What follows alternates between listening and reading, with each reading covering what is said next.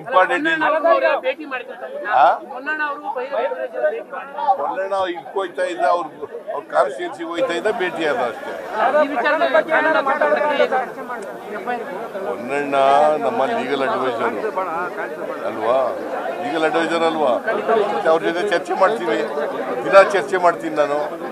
ಮೊನ್ನಣ್ಣ ವಿಶೇಷವಾಗಿ ಬಂದಿಲ್ಲ, everyday is discussing with me. ನಾನು ಮೈಸೂರಿನಲ್ಲಿ ಇದ್ದಲ್ಲ, ಅದು ಬಂದಿದ್ದೆ. ಹಂಗೆ ಅವ್ರ ಕಾನ್ಸ್ಟಿಟ್ಯೂನ್ಸಿಗೆ ಹೋಯ್ತೆ.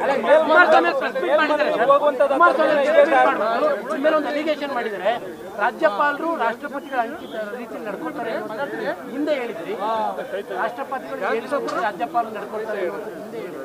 ಈಗ ಉಲ್ಟಾ ಹೇಳ್ತಾ ಇದ್ದಾರೆ, ಇದು ಡಬಲ್ ಸ್ಟ್ಯಾಂಡರ್ಡ್. ಏನು ಡಬಲ್ ಸ್ಟ್ಯಾಂಡರ್ಡ್.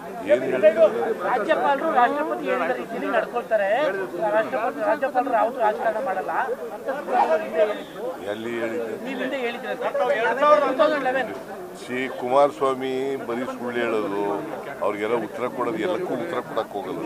ಅಲ್ಲ, ನೀವು ತರಾತುರಿಲಿ ಅದನ್ನೇ ಹೇಳೋದು. ಕುಮಾರಸ್ವಾಮಿ ಹೇಳೋದಕ್ಕೆ ಉತ್ತರ ಕೊಡಬೇಕು ಅಂತ ಎಲ್ಲಿದೆ? ಎಲ್ಲಿ ಕೊಡ್ಲೇಬೇಕು ಅಂತ ಎಲ್ಲಿದೆ? ನಾ ಕೊಡಲ್ಲ ಇದಕ್ಕೆ. ಅಲ್ಲ, ಅವ್ರು ಇನ್ನೊಂದು ಚಾಲಿಕೇಶನ್ ಮಾಡಿದ್ದಾರೆ, ಕುಮಾರಸ್ವಾಮಿಗೆ ಉತ್ತರ ಈ ವಿಚಾರದಲ್ಲಿ ಕೊಡಲ್ಲ.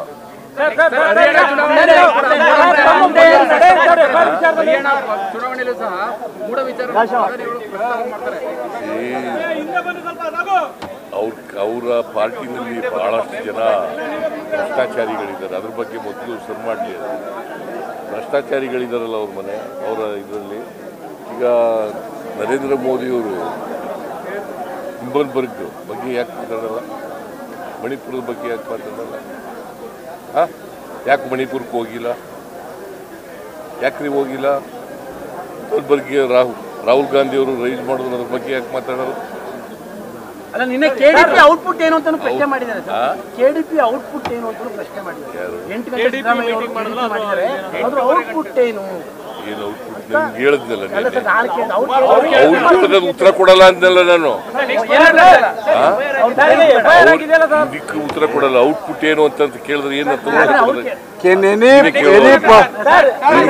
ಔಟ್ಪುಟ್ ಏನು ಅಂತ ನಿಮ್ ಕೆಲ ಪ್ರಶ್ನೆಯವ್ರಿಗೆಲ್ಲ ಹೇಳಿದಿಲ್ಲ, ಅದೇ ಔಟ್ಪುಟ್. ನ್ಯೂಸ್ ಫಸ್ಟ್ ನಿರ್ಭೀತಿಯಿಂದ ನಿಮ್ಮ ಪರವಾಗಿ.